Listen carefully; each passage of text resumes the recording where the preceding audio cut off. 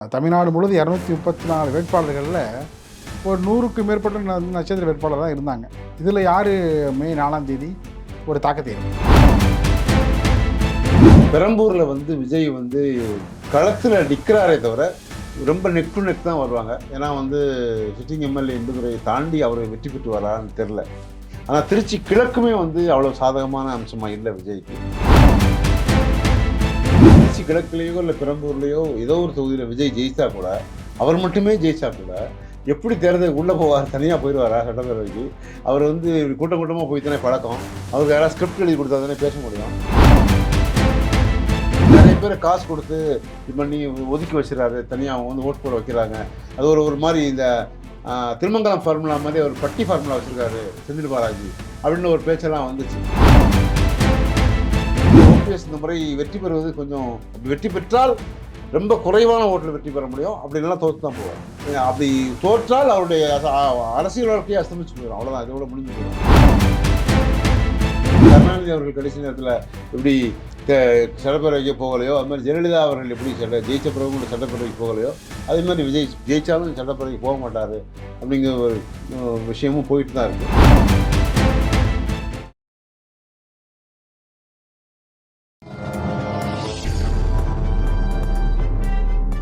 பத்திரிகை.com நேயர்களுக்கு இனிய வணக்கம். பரபரப்பான அரசியல் சூழலில் நம்மோடு இணைந்திருப்பவர் அரசியல் விமர்சகர் ராஜபாளையம் ராஜபாரதி அவர்கள். வணக்கம். வணக்கம் சார், நல்லா இருக்கீங்களா? நல்லா இருக்கேன், சொல்லுங்கள். தேர்தல் முடிந்து ஒவ்வொரு விஷயமாக பேச வேண்டியது நம்முடைய கடமை. அந்த அடிப்படையில் தான் இந்த நிகழ்ச்சியை கட்டமைக்கப்பட்டிருக்கிறது. தமிழ்நாடு முழுவதும் 234 வேட்பாளர்களில் ஒரு 100க்கு மேற்பட்ட நட்சத்திர வேட்பாளர் தான் இருந்தாங்க. இதில் யார் மே 4ஆம் தேதி ஒரு தாக்கத்தை ஏற்படுத்துவாங்க? துணை முதல்வர் உதயநிதியுடைய தொகுதியிலேருந்தே வரிசையாக வந்துடலாம் அப்படியே. ஏன்னா சேப்பாக்கம் திருவல்லிக்கேணிங்கிற தொகுதியை விஜய் கட்சியினர் 2 தொகுதியாக நினச்சிக்கிட்டாங்க. அதுவே முதல்ல புரியல அவங்களுக்கு. அது ஒரு தொகுதி தாயா அப்படின்னு சொல்லி போகிற இடத்துலலாம் பிரச்சாரம் சொல்லிட்டு இருந்தார். ஆனால் சேப்பாக்கம் திருவல்லிக்கேணியை பொறுத்தவரை முக்கியமாக முஸ்லீம் வேட்பாளர்கள், முஸ்லீம் வாக்காளர்கள் நிறையாங்க. அதனால் சேப்பாக்கம் திருவல்லிக்கேணியில் ரொம்ப ரொம்ப பாதுகாப்பாக உதயநிதி வெற்றி பெறுகிறார். அதில் மாற்றுக்கருத்தே இல்லை. ஏன்னா அவர் தேர்தல் முடிஞ்சோடனே இப்போது சுற்றுப்பயணம் அயல்நாட்டுக்கு கிளம்பிட்டார். குடும்பத்தோடு கிளம்பிட்டார், கிருத்திகாவை கூப்பிட்டு குழந்தைகளோட. அதனால் அவர் தேர்தல் முடிச்ச அவர் மட்டும் இல்லை, எல்லாருமே, எல்லா தலைவர்கள், பெரும்பாலான தலைவர்களும் பார்த்தீங்கன்னா இந்த அயல்நாட்டுக்கு போகிறாங்க. அது எப்போது கோடை காலத்தில் போகிறது தான். ஆமாம், இயல்பு தான். அது இந்த வெயிலில் அலைந்து முடிஞ்ச பிறகு இது ஒரு பெரிய ரிலாக்ஸ்டாக இருக்கும்னு நினைக்கிறேன் அவங்களுக்கு. அதுக்கடுத்து குளத்தூரை பொறுத்தவரை மு.க. ஸ்டாலினுக்கு மிகப்பெரிய வாய்ப்பு இருக்கிறது. அதுலேயும் எந்த மாற்று கருத்தும் இல்லை. அடுத்ததாக எடப்பாடி பழனிசாமி அவர்கள் அந்த எடப்பாடி தொகுதியிலேயே வெற்றி பெறுவதற்கான வாய்ப்பு இருக்குது. அதில் ஏன்னா எதிரணியில் இருக்கக்கூடிய விஜய் கட்சி பெருசாக பேசிக்கிட்டு இருந்தால் கூட அங்கே பெரிய அளவில் அவங்க 2 பேருமே 2 மாற்று வேட்பாளரும் நிற்க முடியல. வேட்பாளராக போட்டிருந்தவருக்கும் சரியாக ஃபார்ம் ஃபில்லப் பண்ண தெரியல. அதனால் 2 பேருமே வெளியே போயிட்டாங்க. அதனால் அதிமுக பெரும்பாலும் அங்கே எடப்பாடியை பொறுத்தவரை அங்கே அவர் தான் வெற்றி பெறுகிறார். அடுத்ததாக விஜய் புதிய கட்சியினுடைய தலைவராக இருக்கக்கூடிய விஜய் 2 தொகுதியில் போட்டியிடுறாரு. பெரம்பூர்லேயும் திருச்சி கிழக்குலையும்.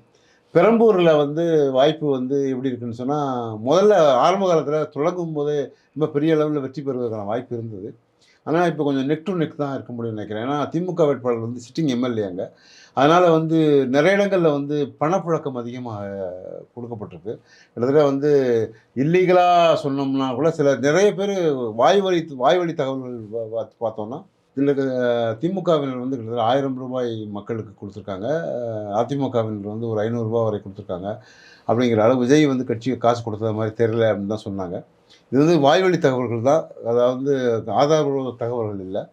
இருந்தால் கூட திமுகவுக்கான வாய்ப்பில் பெரம்பூரில் விஜய் களத்தில் நிற்கிறாரே தவிர ரொம்ப நெக் டு நெக் தான் வருவாங்க. ஏன்னா சிட்டிங் எம்எல்ஏ இந்துதுரையை தாண்டி அவர் வெற்றி பெற்று வரான்னு தெரில. ஆனால் திருச்சி கிழக்குமே அவ்வளோ சாதகமான அம்சமாக இல்லை விஜய்க்கு.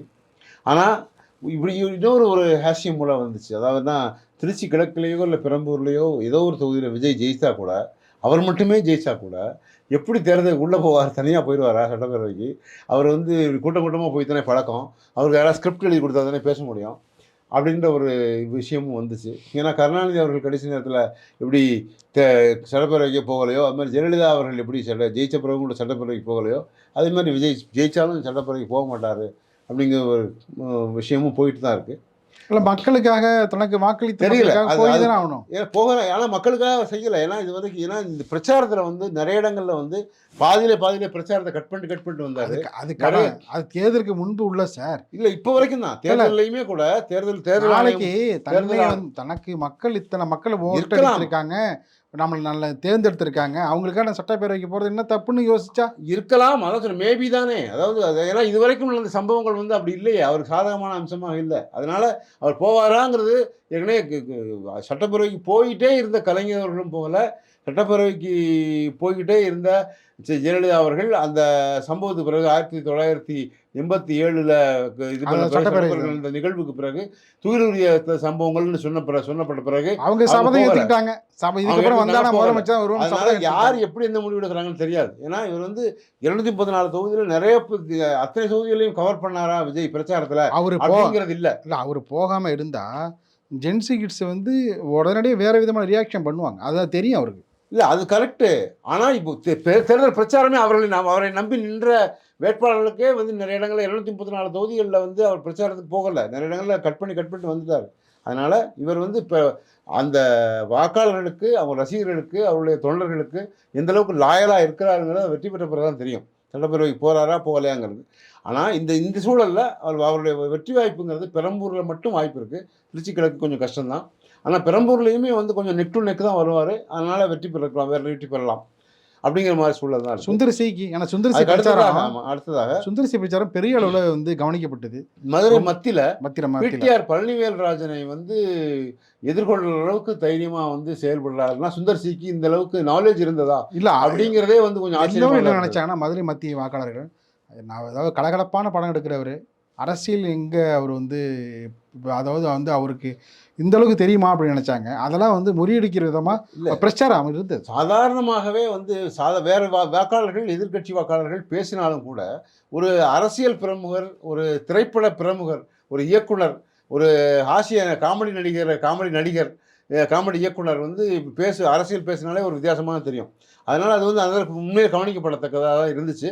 அதுபோக புதிய நீதி கட்சியினுடைய தலைவர் ஏசி சண்முகம் வந்து சொன்னார், உங்களுக்கு 2 தொகுதிகள் கொடுத்தார்களே, ஏன் ஒரு தொகுதி மட்டும் வச்சுக்கிட்டீங்கன்னு சொல்லி. ஒரு தொகுதி நான் திருப்பி கொடுத்துட்டேனுங்க. ஏன்னா அது எனக்கு வேண்டாம், எங்களுக்கு ஒரு தொகுதியிலேயே வந்து சுந்தர் சியை நிற்க வச்சா போதும்னு நான் முடிவு பண்ணிட்டோன்னு சொன்னார் ஏசி சண்முகம்.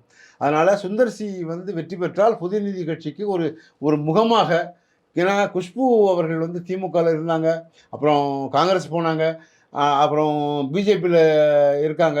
ஆனால் அவங்களுக்கு எந்த இடத்துலையுமே சீட்டே தரல. அப்படி ஒதுக்கப்பட்ட இடத்துல ஏற்கனவே காங்கிரஸில் கொடுத்தாங்க தான், ஆனால் வெற்றி பெற முடியல 1000 விளக்கு தொகுதியில். அது மாதிரி பிஜேபியில் இப்போது எதிர்பார்த்தாங்க, சீட்டு தரல. அப்போது இப்படி எங்கேயுமே எதிர்பார்க்கப்பட்ட ஒரு குஷ்புவுக்கு தராத ஒரு சீட்டை திடீர்னு ஒரு லக்கிலியா ஒரு லாட்ரி சீட்டு மாதிரி அவர் சுந்தர் சி கிடச்சது வந்து ஆச்சரியமாக தான் இருந்தது. ஆனால் அவருடைய பிரச்சாரம் வந்து ஒரு பிடிஆர் பழனிவேல்ராஜனுக்கே வந்து ஒரு கண்ணில் விரல் விட்டு ஆட்டக்கூடிய அளவுக்கு ஒரு எதிர்மனையில் பேச முடியுமா அப்படிங்கிறத வந்து கவனிக்கத்தக்கதாக இருந்தது. தினந்தோறும் வந்து செய்தியில அடிபட்டே இருந்தார் யாரு சுந்தர் சி. ஏன்னா அது வந்து இவருக்கு இது தெரியுமா அப்படிங்கிறத விட இந்த நடிகர், இந்த இயக்குனர் வந்து இந்த அளவுக்கு பேசுவாரா, அது ஒரு புதிய நீதி கட்சியினுடைய வேட்பாளராக வந்து வெற்றி பெற முடியுமா அப்படிங்கிற ஒரு ஆச்சரியம் தான் எல்லாருக்குமா இருந்தது. அவரு பயின்ற இடம் வந்து மணிவண்ணன் அவர்களுடைய பட்டறை. அங்கே வந்து பார்த்தீங்கன்னா அரசியல் தெரிஞ்சால் மட்டும்தான் அவர்கிட்ட உதவியாளராக இருக்கலாம். ஆனால் வந்து அவர் அரசியல் அப்பையிலேருந்து ஃபாலோ பண்ணிட்டு இருந்தவர் தான். இந்த நேரம் வரும்போது வந்து வெளிப்படுத்திக்கிறாரு. அந்த மாதிரி கருணாஸ் வந்து திமுகவினுடைய உதயசூரியன் சின்னத்தில் நிற்கிறார் சிவகங்கையில். சிவகங்கையில் வந்து அவர் என்னதான் இன்னும் தனியாக வந்து ஒரு தேவர் சமூகத்தினுடைய ஒரு அடிநாதம் மாதிரி அவர் கூட வந்து செந்தில்நாதன் வந்து சாதாரணமானவர் இல்லை. ஏன்னா அவர் வந்து 1988 வந்து உள்ள வராரு கட்சிக்குள்ள வந்து ஃபீல்டு ஒர்க்கர். அவர் வந்து இன்னும் சொல்ல போனால் ஒவ்வொரு வீட்டிலையும் நடக்கூடிய எல்லா திருமண நிகழ்வுகளோ இல்லை ஒரு இறப்பு நிகழ்வாக இருந்தால் கூட அவர் கலந்துக்குவார். அந்த அளவுக்கு அவருக்கு எல்லாருடைய பரிச்சயம் இருக்குன்னு சொல்லக்கூடிய அளவுக்கு செந்தில்நாதனுக்கு கடந்த முறை பார்த்தீங்கன்னா தோக்கடிக்கிறது பல முயற்சிகள் மேற்கொள்ளப்பட்டது. எல்லாத்தையும் முறியடிச்சார் செந்தில்நாதன். அதனால இப்போ ஆன்டி இன்கம்பன்சி வேற இருக்கு. இல்லை திமுக மேலே ஒரு சின்ன வெறுப்பு இருக்க தான் செய்யுது மக்களுக்கு. அதில் வந்து மாற்றுக்கிறது இல்லை. அது வந்து அதிக அளவில் செந்தில்நாதனும் கருணாசன் கூட்டணியில் அவங்கள எதிரணியாக பார்க்கும்போது கருணாஸுக்கு பெரிய வாய்ப்பு கொஞ்சம் குறைவாக தான் இருக்குது. ஏன்னா செந்தில்நாதன் வந்து வெற்றி பெற்று விடுவாருங்கிற மாதிரியான சூழல் தான் இருக்காங்க. எடப்பாடி தொகுதியில் எடப்பாடி தொகுதியில் அதான் ஏற்கனவே சொன்னேன். அது மாதிரி ஏதாவது எடப்பாடி தொகுதியில் தவேகாவே போட்டியிடலை. ஏன்னா 2 வேட்பாளர்களுமே வந்து ஃபார்ம் ஃபில்அப் பண்ண தெரியலன்னு வெளியே போயிட்டாங்க. ஒரு சுயேட்சை வேட்பாளருக்கு வலுக்கட்டாயமாக நான் வந்து ஆதரவு தரேன்னு சொன்னார் விஜய். அதுபோக திமுக வேட்பாளர் வந்து பொதுவாகவே வந்து தமிழகத்தை பொறுத்தவரை வந்து ஸ்டாலின் நிற்கிற தொகுதியில் பெரிய அப்பனட் கேண்டிடேட் அவ்வளோ விதத்துக்கு ரொம்ப ஸ்ட்ராங்காக இருக்க மாட்டாங்க. ஆனால் மம்தா பானர்ஜியை எதிர்த்து சுவேந்து அதிகாரியை வந்து நிற்க வச்சாங்க மேற்கு வங்கத்தில். அங்கே ஒரு மாதிரியான ஒரு சூழல் இருக்குது. ஏன்னா மம்தா பானர்ஜி வந்து இந்த முறை 4வது முறையாக போட்டிடுறாங்க அவங்க. அதில் வந்து இந்த முறை பழிவாங்கல் நடவடிக்கையாகவே தான் பிஜேபி என்னை பார்க்குறாங்கன்னே பிரச்சாரம் பண்ணாங்க. ஏன்னா அது மாதிரியான சூழல் இங்கே தமிழகத்தில் எப்பவுமே ஏற்பட்டதில்லை. அதாவது இப்போ செல்வ பெருந்தகை நிற்கிறாரு. செல்வ பெருந்தகை காங்கிரஸுடைய தமிழகத்தினுடைய தலைவராக இருக்கார். இல்லை ஆனாலும் அவருக்கு எதிரான வேட்பாளர் வந்து பெரிய அளவில் இல்லை. அதாவது தலைவர்களுக்கு எதிராக நிற்கக்கூடியவர்கள் வந்து அவ்வளோ ஸ்ட்ராங்கான வேட்பாளர்களாக இல்லை. அந்த வகையில் செல்வ பெருந்தகைக்கு வாய்ப்பு இருக்குது, வெற்றி பெறுவதற்கான வாய்ப்பு இருக்குது. வானதி சீனிவாசனுக்கு இந்த முறை கொஞ்சம் கஷ்டம்தான். ஏன்னா வந்து அவங்களுக்கு கோவை மேற்கு இருந்த மாதிரியான சூழல் கோவை கிழக்கில் இல்லை. எஸ்பி வேலுமணி ஏன்னா செந்தில் பாலாஜியோடைய ஆக்டிவிட்டீஸ் ரொம்ப பயங்கரமாக இருந்தது. அதாவது இன்னும் சொல்லப்போனால் அந்த பட்டியில் அடைச்சி வைக்கிற மாதிரியான ஒரு சூழல் ஏற்கனவே அவர் மேலே ஒரு குற்றச்சாட்டு வச்சாங்க இப்போ கொஞ்சம் பிரச்சாரத்தின் போதே. அது நிறைய பேர் காசு கொடுத்து இது பண்ணி ஒதுக்கி வச்சுறாரு, தனியாக அவங்க வந்து ஓட் போட வைக்கிறாங்க. அது ஒரு மாதிரி இந்த திருமங்கலம் ஃபார்முலா மாதிரி ஒரு பட்டி ஃபார்முலா வச்சுருக்காரு செந்தில் பாலாஜி அப்படின்னு ஒரு பேச்செல்லாம் வந்துச்சு. ஆனால் அப்படி இருந்தாலும் கூட வானதிக்கான வாய்ப்பு குறைவு. எஸ்பி வேலுமணிக்கு ஈக்குவலாக இந்த முறை வந்து 10 தொகுதி கோயம்புத்தூரில், அதில் வந்து 6 தொகுதி இந்த முறை வெற்றி பெற்றுருவாங்க திமுக அப்படிங்கிற மாதிரியான சூழல் இருக்குது. ஏன்னா வந்து அது ஒரு அதிர்ச்சியான தகவலாக தான். ஆனால் ராஜபாளையத்தில் கௌதமி எதிர்பார்த்தாங்க, அவங்களுக்கு கிடைக்கல. கௌதமிக்கு வந்து ஏன்னா கௌதமி வந்து ஏற்கனவே பாஜக இருந்தபோதே கேட்டாங்க ராஜபாளையம் தொகுதியை. அப்போ வந்து தரலை. அப்புறம் வந்து கேடி ராஜேந்திர பாலாஜிக்கு அதிமுக சார்பில் கொடுத்தாங்க போன முறையே. இதில் வந்து பார்த்தீங்கன்னா விந்தியாவோட பிரச்சாரம் ரொம்ப வந்து அதிமுக தரப்பில் ரொம்ப கூர்ந்து கவனிக்கப்பட்டு விட்டது. மக்களும் வந்து நல்ல ரெஸ்பான்ஸ். இல்லை இப்போ இருந்தில்லை. அதாவது கிட்டத்தட்ட எனக்கு தெரிஞ்சு நான் அம்மாவோட நான் பயணிச்சிருக்கேன். அதில் வந்து என்ன 2006க்கு போதே வந்து விந்தியா வந்து ரெடி பண்ண அவங்க பிரச்சாரம் வந்து ஏன்னா வந்து மக்கள் ஸ்கிரிப்டட். அது வந்து ரீச்சபிள் ஆயிருக்குங்க. ஆமாம் ஸ்கிரிப்டட். பட் ஆனால் அதை எப்படி ஒரு திரைப்படத்தில் எப்படி வசனங்களை ஒப்புவிப்பார்களோ அது மாதிரி ரொம்ப தெளிவாக அது ரொம்ப அழகாக நிறுத்தி நிதானமாக பேசுவாங்க அவங்க விந்தியா.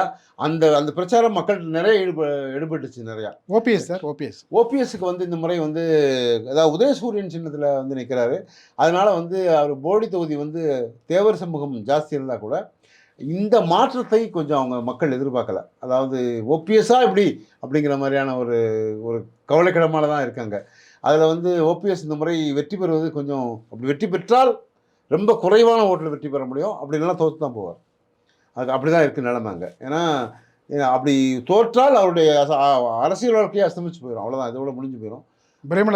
பிரேமலதாவுக்கு வந்து விருதாசலத்தில் வெற்றி வாய்ப்பு நிறையா இருக்குது. ஏன்னா அது வந்து 10 தொகுதிகள் திமுகவில் வாங்கினவங்க கிட்டத்தட்ட வந்து அவர் எதிர்த்து போட்டிடுறாருல பாமக சார்பில் தமிழரசி ஆதிமூலம் ரொம்ப நல்ல பேர், ரொம்ப நல்ல பெயர் இருந்தால் கூட விருதாசலத்துக்கு வந்து விஜயகாந்த் மேலே ஒரு மிகப்பெரிய அது வந்து கடந்த தேர்தலோட முடிஞ்சிருச்சு இருந்துச்சு. ஆனால் இந்த முறை பிரேமலதாவுடைய ஆக்டிவிட்டிஸ் ரொம்ப அழகாக இருந்தது. பிரச்சாரத்தில் வந்து பெரிய அளவில் அவங்க வந்து யாருமே வந்து அதுக்கு சப்போர்ட் பண்ணல. அவங்களுக்கு பிரேமலதாவுக்காக பிரச்சாரத்துக்கு யாரும் வரலன்னா கூட பிரேமலதா வந்து நிறைய பிரச்சாரத்துக்கு திமுகவுக்கு சார்பாக நிறைய பண்ணாங்க.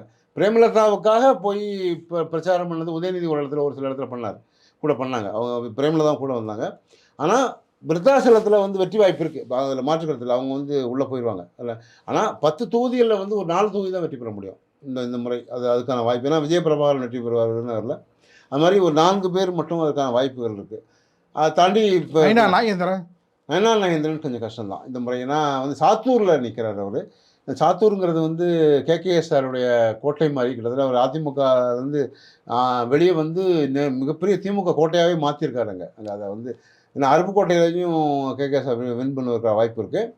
இதில் வந்து நயனா நாகேந்திரன் இந்த மாதிரி தோக்கடிக்கணுங்கிறதே அவங்களுடைய அஜெண்டாவே அதுதான். நயனா நாகேந்திரனை தோக்கடிச்சிடணுங்கிறதே ஒரு அஜெண்டா தான். அதனால் இந்த முறை நயனா நாகேந்திரன் வெற்றி பெறுவது ரொம்ப கஷ்டம்தான். விஜயதாரணி விளவங்கோடு வந்து அவங்க வந்து ஏற்கனவே காங்கிரஸினுடைய முகமாக தான் பார்க்கப்பட்டாங்க அங்கே முதல்லேருந்தே, ஆரம்ப காலத்திலேருந்தே.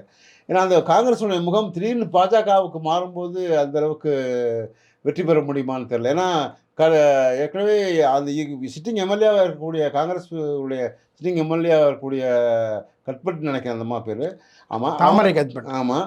அவங்க வந்து இந்த முறை மறுபடியும் வின் பண்ணுறதுக்கான வாய்ப்பு இருக்குது. ஏன்னா வந்து விஜயதாரணியோடைய செல்வாக்கு வந்து அங்கே அந்த ஏரியாவில் இருந்தால் கூட காங்கிரஸ்லேருந்து பிஜேபி போனதை கொஞ்சம் அவங்களால ஒத்துக்க முடியல, ஜீரணிச்சிக்க முடியல தான். ஏன்னா இன்னொன்று அங்கே உள்ளடி வேலைகள் நிறைய இருக்குது. பொன் ராதாகிருஷ்ணனுக்கும் அவங்களுக்குமே ஆகாது.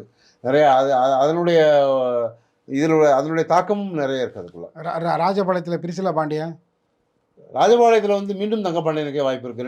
2 முறை வெற்றி பெற்றார். 3வது முறையும் தங்கப்பாண்டியன் தான் வருவார். ஏன்னா பிரிசிலா பாண்டியனுக்கு வந்து என்ன, ஒரு ஜான் பாண்டியனுடைய மனைவி தான் அவங்க. ஆனால் வந்து அது கூட்டணி கட்சிக்கு ஒதுக்கி கொடுக்கும்போதே, ஏன்னா ராஜபாளையம் தொகுதி ரொம்ப அழகாக பேசப்பட்ட ஒரு தொகுதி. கௌதமியா, அதுக்கடுத்து கௌதமிக்கு பிறகு கேடி ராஜேந்திர பாலாஜி விருதுநகர் மாவட்ட செயலாளர் அப்படின்னு சொல்லி அவருக்கு முக்கியமான கொடுக்கப்பட்ட தொகுதியை வந்து இவ்வளோ ஈஸியாக வந்து தாரை வார்த்து கொடுத்துட்டாங்க கூட்டணி கட்சிக்கு. கூட்டணி கட்சியினர் வந்து அவ்வளோ தூரத்துக்கு பெருசாக இறங்கி செயல்படலை.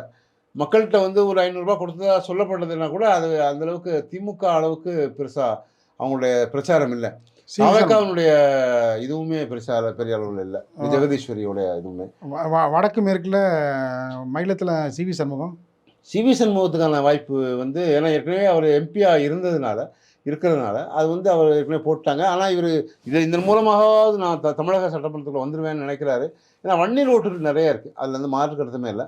ஏன்னா சிவி சண்முகத்துக்கான செல்வாக்கும் இருக்குது அதில் வந்து. ஏன்னா இந்த முறை சிவி சண்முகத்துக்கு, அதான் அதிமுக வெற்றி பெறக்கூடிய ஒரு 40 தொகுதிகளில் சிவி சண்முகம் ஒன்று தான். அவரும் வின் பண்ணுவதற்கான வாய்ப்பு இருக்குது. ஏன்னா அவர் வந்து என்னதான் சிவி சண்முகத்து மேலே வேறு குறைகளை சொன்னால் கூட தொகுதிக்குள்ளே அவர் நிறைய இறங்கி செஞ்சுருக்காரு, செயல்படுறாரு. வன்னியர்களுடைய முகமாக தான் பார்க்கப்படுறாரு. அது எந்த மாற்று கருத்துமே இல்லை. எம்ஆர்கே பன்னீர்செல்வம் வந்து அவர் அமைச்சராக இருந்ததுனால மட்டுமே வந்து சொல்லலாம். ஆனால் இந்த முறை வந்து ஆன்டி இன்கம்பன்சி இருக்குது அவருக்கு. எம்ஆர்கே பன்னீர்செல்வம் வந்து அவர் சொன்ன அளவுக்கு உள்ளே இறங்கி செயல்படலாம், வயசாகிடுச்சு ஒரு அது மாதிரியான காரணங்கள்லாம் சொல்கிறாங்க. ஃபீல்டு ஒர்க்கரில் இந்த மாற்று கருத்து இல்லை. ஆனால் இந்த முறை வந்து 2021 தேர்தலுக்கு ஜெயித்த பிறகு நிறையா நடவடிக்கைகளில் வந்து உள்ளேருந்து இறங்கி வேலை பார்க்கல, மக்களோட ஒரு ஐக்கியமாக இல்லை அப்படின்னு ஒரு குற்றச்சாட்டு வைக்கப்பட்டது. ஆனால் கூட வெற்றி பெறுவார். ஆதவர்ஜுனாவுக்கு கொஞ்சம், அதாவது அவங்க அதில் அவங்க வீட்டில் மார்ட்டினுடைய ஒய்ஃப் வந்து சொல்லியிருக்கோம். அந்த இடைவெளியில் ஆதவர்ஜுனா வந்து டெய்ஸியோடைய வீட்டுக்காரர். ஆனால் ஆதவர்ஜுனாவுக்கு வந்து இது அவங்க தொகுதிக்கு மட்டும் செலவு பண்ணுற அளவுக்கு சொன்னாங்க. ஏன்னா லீமா ரோஸ் வந்து உள்ளே வரும்போதே அதிமுகவுக்கு சொன்னாங்க, நான் நிற்கிற தொகுதியையும் கூட சேர்ந்து 4 தொகுதியும் சேர்த்து நான் செலவு பண்ணுறேன்ட்டு. கடைசியில் பணம் தரல. அதனால் லீமா ரோஸ் மேலே ஒரு மாதிரியான சங்கடத்தில் இருக்குது அதிமுக. அதனால் லீமா ரோஸ் வெற்றி பெறுவாங்களான்னு தெரியல. ஏன்னா அது வந்து அங்கே வந்து பெரிய அளவு செல்வாக்காக செலவு பண்ணலை. அவங்க செலவு பண்ணலங்கிறத விட அதிமுகவினரே போய் அங்கே பிரச்சாரத்தில் சரியாக ஈடுபடல. கே.என்.